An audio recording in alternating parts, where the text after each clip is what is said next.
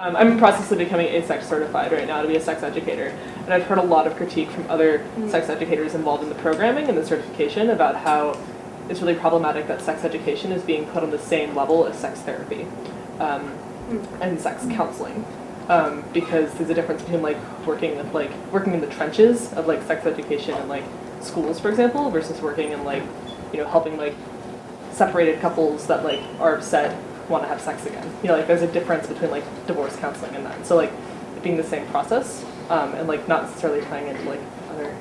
So yeah. Anyway, I had questions and you don't know, and that's okay. Well, we've learned something today from you. So it's great. Well, I will say it sounds like what they're doing is pathologizing sex education and building sex education on a sort of model of pathology, which is, of course, our entire medical model, right? The medicalization of women's bodies, pregnancy, which is not a sickness or disease, is pathologized. And if you're doing that in the context of relationships and teaching people from the outset that sexuality is a pathology. I mean, it ties in really to the abstinence-based and focusing on disease as opposed to focusing on positive notions of sexuality and of sexual health and of prevention. This sort of after the fact or stigmatizing. That to me seems like a real danger of that approach. I mean, I guess I would just offer, don't do that then. That sounds awful. And there's lots of other places to get sexuality education and become a sexuality educator.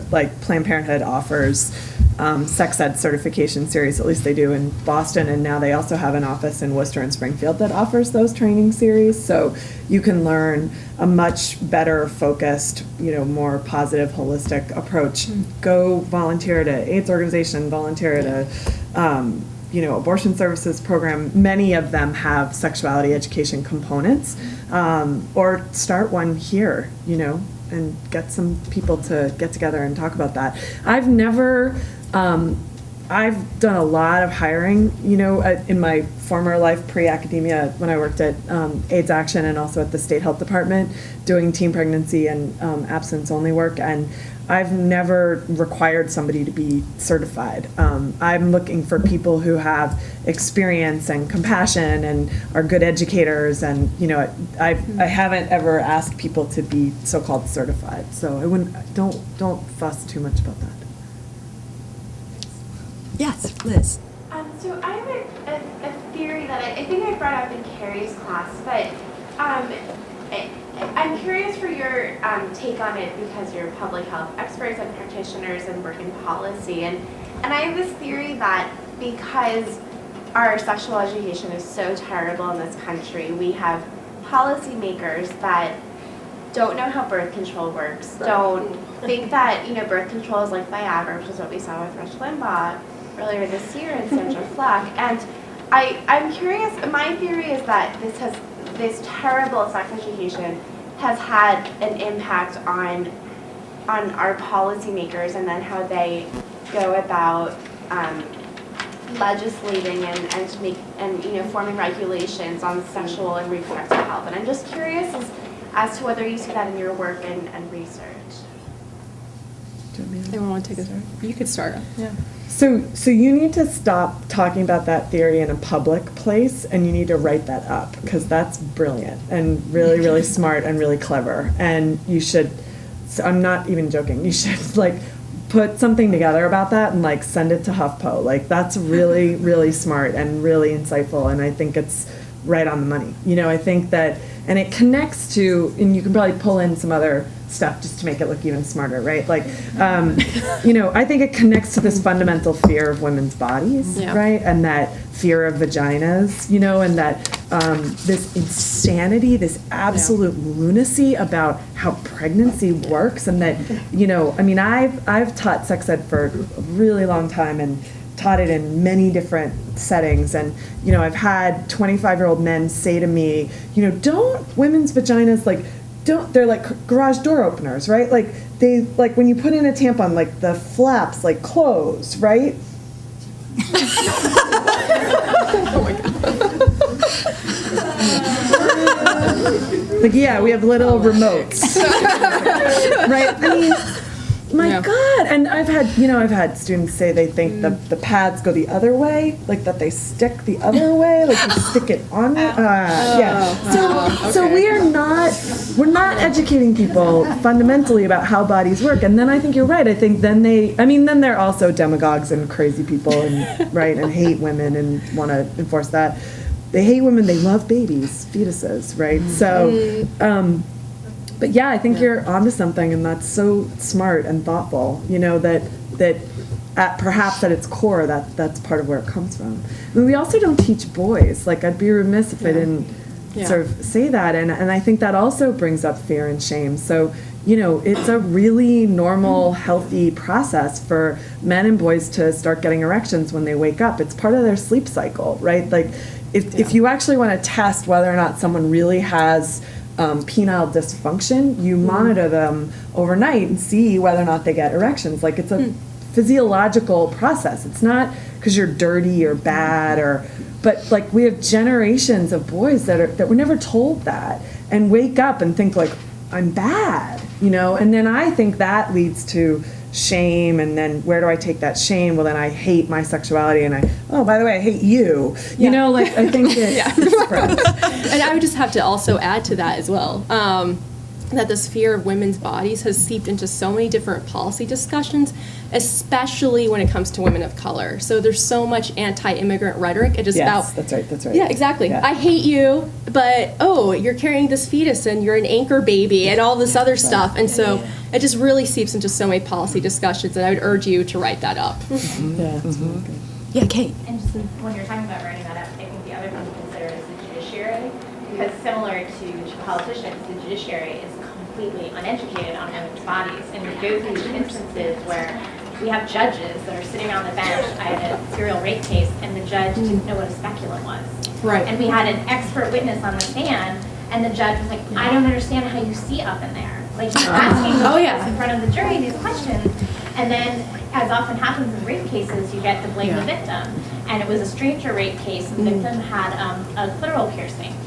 And we had this whole debate with the judge as to whether or not, because the defense wanted to bring that in, because any woman who has a clit ring, of course, is promiscuous.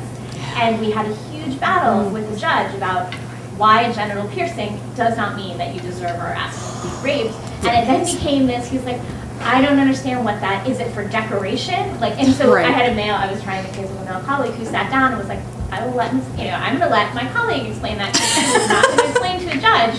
And so I was in the position of in front of a full court explaining, because they said I knew why somebody would get a And they said, but the fact that, like, you've got this guy sitting on the bench who's going to make these determinations, who does not know what a speculum is. Right. Like, that is a lack of education on the judiciary's part. Although they're not making, certainly the policies that the politicians are, they are making such important decisions when it comes to evidence that's coming in, and then sentences, and also credibility determinations sometimes on our victims. So for them not to be educated, and I think they're coming up with the same sort of sex education that the politicians are, and then they're carrying it through on the bench, which is having such an impact on our trials and on our victims. And just to emphasize, you really have to watch out who's appointed to the judiciary. There is a backlog right now in the Obama administration of who's appointed at the federal level, and there's some crazy people out there, crazy. And like Kate was saying, I heard that one federal court judge who said, I have never heard a sex discrimination case that did not have any merit to it. So he's pretty much saying that all these sex discrimination cases should really be dismissed because this doesn't really happen. So really look out for the judiciary, and especially if the next president, whoever that may be, they'll have probably up to 2 appointments for the Supreme Court. Yeah, absolutely. Absolutely. Jessica, do you want to respond? Yeah. I agree with everything that they said, and I think it's fear of women's bodies, women's sexuality, and women's health in general. I think people are very ignorant about women's health. Yeah. Everything that's been said so far is really resounding with me, and I just kind of wanted to take a back step to education about sexuality, and I heard what you said about how Planned Parenthood provides really good education for such things, but I'm kind of thinking that a lot of middle schoolers and high schools aren't really going to go out to like Planned Parenthood and like seek this education because they don't know about it. So like I kind of am interested to know like what sort of reforms are being pushed for high school sex education right now. It's a great question. So I can talk about this, and I'm sure you can too, Jessica. Yeah. Okay. So let me back up and be clear. I was actually referring to Planned Parenthood does really good trainings for providers who want to do sexuality education. And they do some sexuality education in high schools and middle schools where they're let in, which is clearly, sort of an ever shrinking sphere. Oftentimes they're let into charter schools with sort of a different approach or a different mandate. So as I was saying earlier, sexuality education right now in this country is completely about geography. So where did you grow up? I'm just curious. Central Pennsylvania. Okay. So unless you went to Al Vernacchio's school, right? Again, what you got was determined by your local school board. So many states, at least in the U.S., we have very much a local control. So what happens sometimes even in your school building, sometimes it's not even district-wide, it's literally like building to building has different policy. And it's based on, the whim of the person in charge, which, may be this frightened man who is, terrified about sexuality. So there's been a great deal done to try to increase the standards and increase the pressure on school administrators, and sort of looking at what I focus on, which is this term evidence-based. So instead of just doing sex ed that, I think would be a really good idea, right? But that actually there's a literature base, like what Jessica was talking about, there's actual evidence, there's research that's been done that shows, if we do the following 6 things, and if we do them in this order, and if we do them with this type of teacher, then we can expect this type of outcomes. So there's a whole bunch of different organizations that are doing a lot of advocacy around this. Advocates for Youth is a great one, based out of DC. They do some really amazing programs. There's another organization called SIECUS, which is the Sexuality Information Education Council of the United States. They're based in New York. They also have offices in DC. And they're very active in the anti-abstinence only programs, and then have been very active in promoting comprehensive sex ed that's not based in shame, guilt, and fear. So there's local movements, there's national movements. I think it sort of depends on where you are and where you want to look. Certainly Planned Parenthoods are often very involved in these. We think of them as their issues of being more abortion, but they often do get in the mix with sex ed as well. And I'll just add, it's very difficult to get into schools. I'm working with the city of Hartford, who's trying to do a teen pregnancy prevention initiative throughout the city, and they're working with Planned Parenthood of Southern New England to do that, and Advocates for Youth, and mostly they've had luck getting comprehensive sex ed and evidence-based interventions into the community-based organizations. So doing, the after-school programs, the community-based organization services, but there's a lot of fear around going into the schools. This is administered through Hartford Health and Human Services, and people are kind of terrified about the reactions of parents. And we have people from the school saying, "Please, come help us. We want somebody from the outside to do this. The students need this." And parents saying, "We want our kids to get this." But there's a lot of fear about, what's going to be the backlash and how is this going to play out politically if we do this. If we start talking about sex, we're setting ourselves up for, to be completely annihilated politically somehow. I'll just add on to that. I also think we shouldn't limit ourselves to thinking sex education primarily should or does happen within the school context. I think we really need to think about popular culture. And you were talking earlier about that sort of trajectory of princess to rags, riches to rags, or whatever.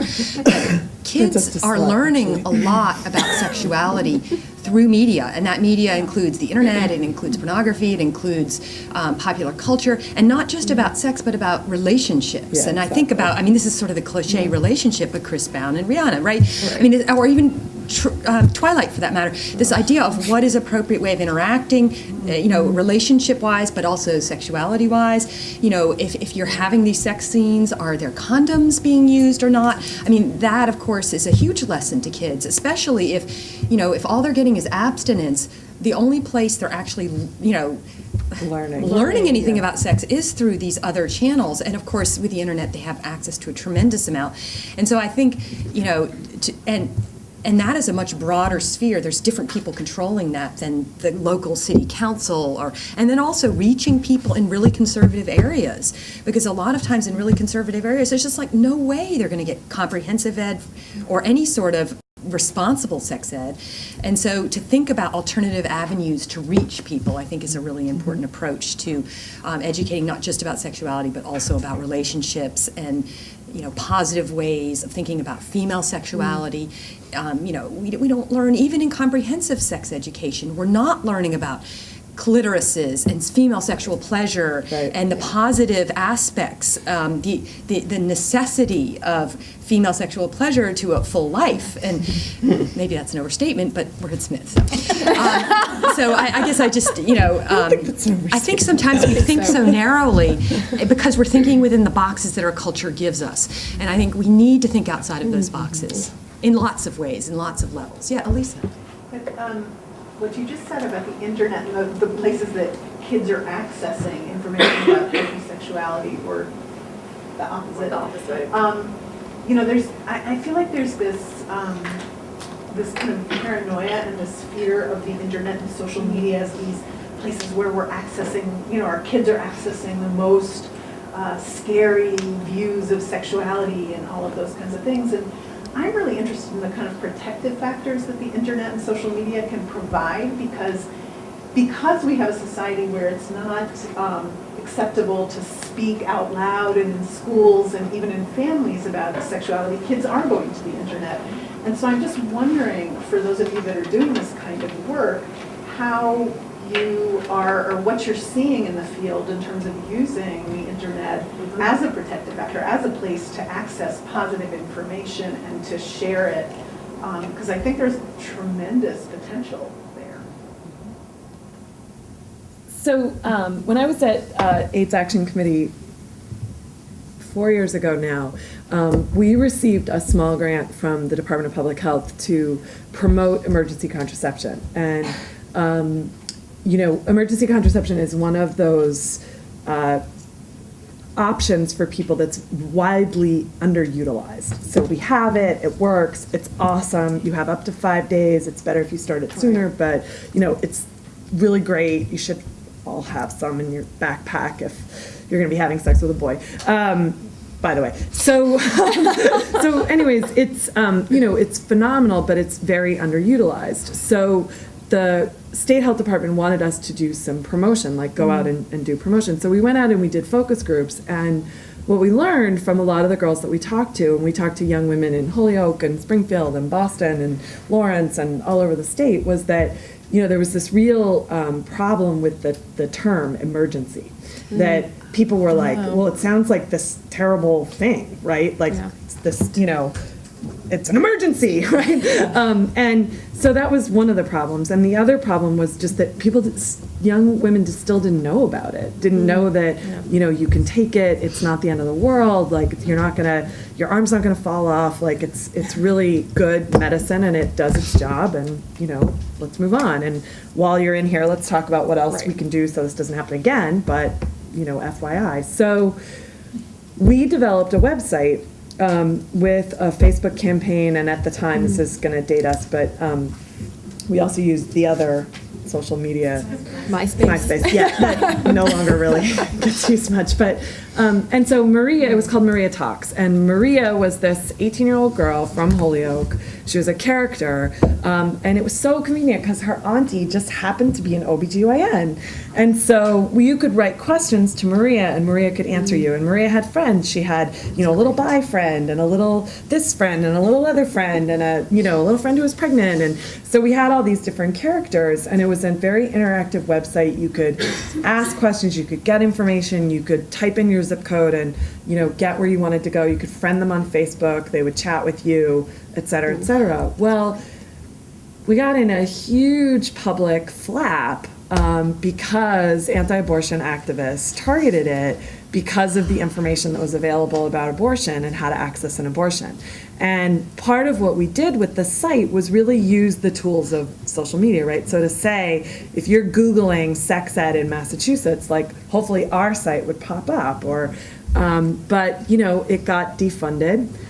We got nailed in the Boston Globe for promoting abortion, right? Because we used language on this site that was like, abortion isn't the end of the world. Like, we actually dared to say that, and so it was a really unfortunate incident. But there's some great examples of other stuff, like Hookup Weekly will send you a text message once a week that's like, hey, how are you doing? Need to get screened for STDs? Like, so there's some good, really good creative ways that that's being done. Maria Talks is an example. You can still find it online.